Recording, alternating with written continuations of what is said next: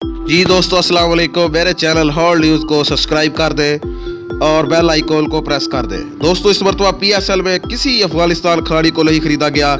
इसकी वजूहात आपको बताते हैं। दोस्तों राशिद खान जो कि इंतहाई बायालाज ऑफ स्पिनर बॉलर है, जो कि पिछली दफ़ा भी PSL में नहीं खेल सके थे, इस मरतबा भी उन्हें PSL में रखा गया था, लेकिन इसी टीम ने दिलचस्पी नहीं दिखाई।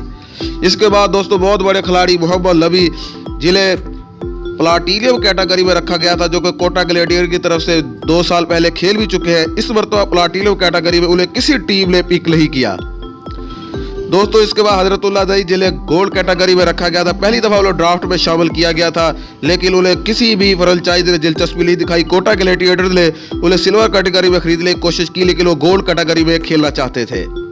दोस्तों इसके बाद इंतहाई शानदार मुजीबुर रहमान जो कि इंतहाई अच्छे ऑफ स्पिनर बॉलर है, इस मरतबा मुख्तलिफ लीग में खेल रहे हैं, BBL में भी वो अपनी टीम की नुमाइंदगी कर रहे हैं, लेकिन PSL में किसी टीम ने उन्हें खेलने में और लेने में दिलचस्पी नहीं जाहिर की, हालांकि वो इंतहाई शानदार और अच्छे ऑफ स्पिनर बॉलर हैं।